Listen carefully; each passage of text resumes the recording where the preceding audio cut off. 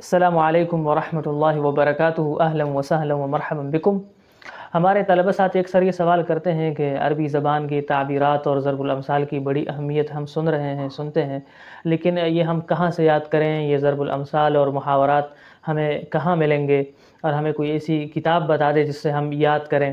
تو اس سوال کے جواب میں ہم اس ویڈیو کو ریکارڈ کر رہے ہیں۔ سب سے پہلے ہم یہ بات کرنا چاہیں گے کہ جن کتابوں کا تذکرہ ہم آنے والے اس ویڈیو میں کر رہے ہیں، ان کی خصوصیت یہ ہے کہ یہ کتابیں ہمارے پاس PDF کی شکل میں دستیاب ہیں، اور ہمارا واٹس ایپ چینل اور واٹس ایپ گروپ کے اندر یہ کتابیں بھیج دی جائیں گی۔ لہٰذا اگر آپ ہمارے پاس موجود نہیں ہیں تو آپ ہمارے چینل میں شامل ہو جائیں تاکہ یہ کتابیں آپ کو پہنچ سکیں۔ اب آتے ہیں تعبیرات اور محاورات کی اہمیت کی طرف۔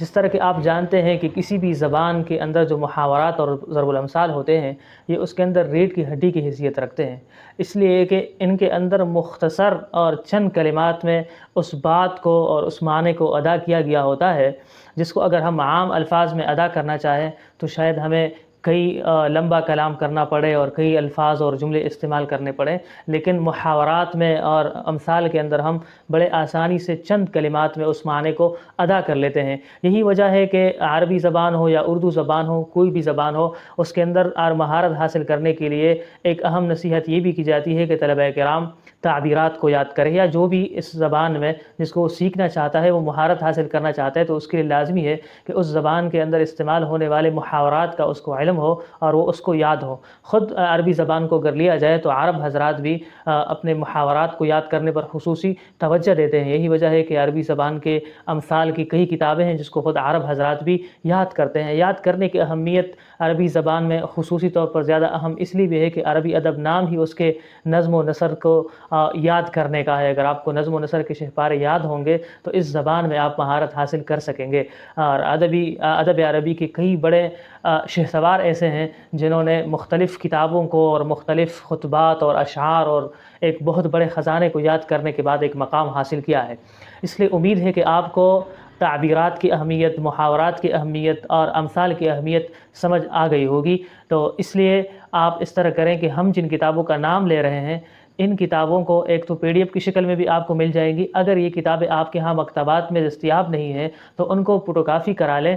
یہ کتابیں آپ کی بہت زیادہ کام آئے گی، اور ہر دن ایک صفحہ مطالعہ کر لیا کریں۔ آہستہ آہستہ ہر دن اگر آپ 10 تعبیر بھی یاد کر رہے ہیں تو مہینے اور سال میں کئی ہزار تعبیرات آپ کو یاد ہو جائے گی۔ پھر وہ دن آئے گا کہ آپ خود اس تعبیر اور اسی طرح جملے بنانے پر قادر ہو جائیں گے۔ تو یہ کام آپ لازمی کریں کہ جن کتابوں کی چند کتابیں ہیں، کوئی زیادہ نہیں ہیں، ان کے نام ہم لے رہے ہیں، یہ فوٹو کاپی کرا کے اپنے پاس رکھ لیں اور مستقل اس سے ایک ایک صفحہ دیکھ کر کے، اور یہ بھی آپ کر سکتے ہیں کہ چونکہ چند کتابیں ہیں، ایک کتاب سے آج یاد کر لیا، دوسرے سے کل یاد کر لیا، مختلف، یا ایک ہی کتاب کو لے لیں پھر اس کو یاد کریں، پھر دوسرے کو یاد کریں۔ انشاءاللہ جب چند عرصے تک، چند دنوں تک آپ اس طرح یاد کریں گے تو اس کے فائدے کو آپ خود محسوس کریں گے۔ تو آئیے اب ہم آپ کو ان کتابوں کا تعارف کراتے ہیں۔ اس سلسلے میں جو ہمارے سامنے سب سے پہلی کتاب ہے اس کا نام ہی ہے عربی محاورات۔ عربی محاورات نامی اس کتاب کے مصنف ہیں اسید الحق قادری۔ اسید الحق قادری صاحب نے یہ کتاب انتہائی محنت سے لکھی ہے اور انتہائی زبردست کتاب ہے۔ اس کے اندر انہوں نے عربی محاورات کو جمع کیا ہے، چاہے وہ جملہ اسمیہ کی صورت میں ہو، چاہے وہ جملہ فعلیہ کی صورت میں ہو، عربی محاورات کو انہوں نے جمع کیا ہے۔ لیکن اس کتاب کی ایک بہت بڑی اہمیت، اور اگر میں کہوں کہ ایک بہت بڑی خصوصیت یہ ہے کہ اس کا ایک طویل مقدمہ ہے، ایک مفصل مقدمہ ہے جس کے اندر مصنف صاحب نے محاورات کے حوالے سے تحقیقی مباحث ذکر کیے ہیں۔ انہوں نے عربی اور اردو محاورات کے درمیان تقابل اور جائزہ کرایا ہے۔ اسی طرح خود محاورے کی تعریف اور تفہیم کے حوالے سے بھی ایک بہت مفصل بحث انہوں نے ذکر کی ہے، اور پھر انہوں نے محاورے اور ضرب الامثال کے درمیان ہونے والے خلط مبحث کی بھی وضاحت کی ہے کہ مثل کس کو کہتے ہیں، محاورہ کس کو کہتے ہیں، اور اس کے درمیان فرق کیا ہے۔ آگے انہوں نے عربی محاورات کے مآخذ کو بیان کیا ہے کہ عربی محاورات کہاں سے لیے گئے ہیں، کہاں سے لیے جا سکتے ہیں۔ پھر انہوں نے مختلف اقسام ذکر کیے ہیں، قرآنی محاورے ہیں، قدیم محاورے ہیں، جدید محاورے ہیں۔ ان تمام محاورات کو اور ان کے مآخذ کو ذکر کیا ہے، یہاں تک کہ انہوں نے معرب محاورے کا مطلب یہ ہے کہ عربی کے علاوہ دوسری زبانوں سے آنے والے محاورات، اس کی مآخذ کو بھی ذکر فرمایا ہے اور اس پر بھی مفصل روشنی ڈالی ہے۔ آگے پھر اسی مقدمہ کے اندر انہوں نے محاورات کے تاریخی پس منظر کو بیان کیا ہے کہ اس محاورات کی بنیاد کیسے پڑی، کس طرح لوگوں نے اس کو استعمال کرنا شروع کر دیا، اور محاورات کی اہمیت اور اس کی ضرورت کو بیان کرنے کے لیے انہوں نے تہذیب و تمدن پر اس کے ہونے والے اثرات کو بھی ذکر فرمایا ہے، اور پھر عربی اور اردو محاورات کا ایک تقابلی جائزہ بھی پیش کیا ہے آپ کے سامنے، اور طویل کئی صفحات میں یہ ہے۔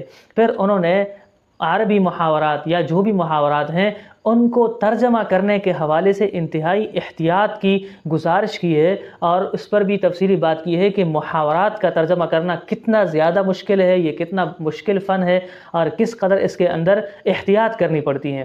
پھر تقریباً 100 صفحات کے قریب آگے کتاب کے اندر انہوں نے عربی سے اردو اور محاورات کا ذکر فرمایا ہے۔ یہ محاورات جملہ اسمیہ میں بھی ہیں، جملہ فعلیہ میں بھی ہیں۔ ہم چاہتے ہیں کہ آپ کے سامنے چند محاورات کو پیش کریں اسی کتاب سے، تاکہ آپ کو اندازہ ہو جائے کہ یہ کتاب کتنی اہم ہے اور اس کے اندر آنے والے محاورات کتنے اچھے ہیں، اور کس قدر ادبی زبان میں اور دلچسپ زبان میں اس کو اردو کے اندر ترجمہ کیا گیا ہے۔ تو آئیے ہم آپ کے سامنے چند مثالیں پڑھ لیتے ہیں۔ تو پہلا جو محاورہ ہے وہ ہے اخذ علی عاتقہ، اخذ علی عاتقہ، یعنی اس نے اپنے ذمہ لے لیا، اس نے ذمہ داری لے لی، یا ایک کام کو اپنے سر پر لے لیا۔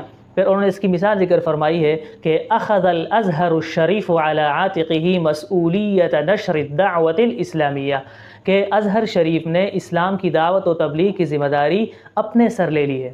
آگے محاورہ ہے اخذ مأخذ الجد، معاملہ کو سنجیدگی سے لیا، اخذ مأخذ الجد، معاملہ کو سنجیدگی سے لیا۔ پھر آگے مثال ذکر فرمایا ہے کہ لا تمزح کثیرا، لا تمزح کثیرا وخذ الامور مأخذ الجد، زیادہ مذاق مت کیا کرو، معاملات کو سنجیدگی سے لے لو۔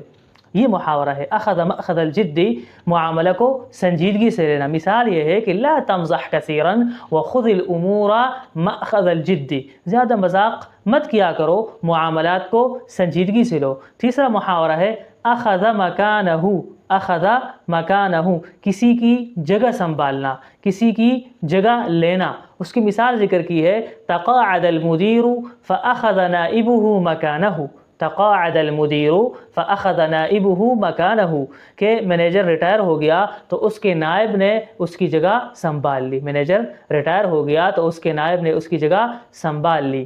تو یہ آپ کے سامنے بڑے اچھے محاورات آ چکے ہیں ترجمہ کے ساتھ۔ آپ اسی طرح اندازہ لگا لیں کہ مزید محاورات کتنے دلچسپ ہوں گے، لہٰذا اس کتاب کو آپ ضرور یا تو خریدیں یا اس کی فوٹوسٹیٹ کروا لیں۔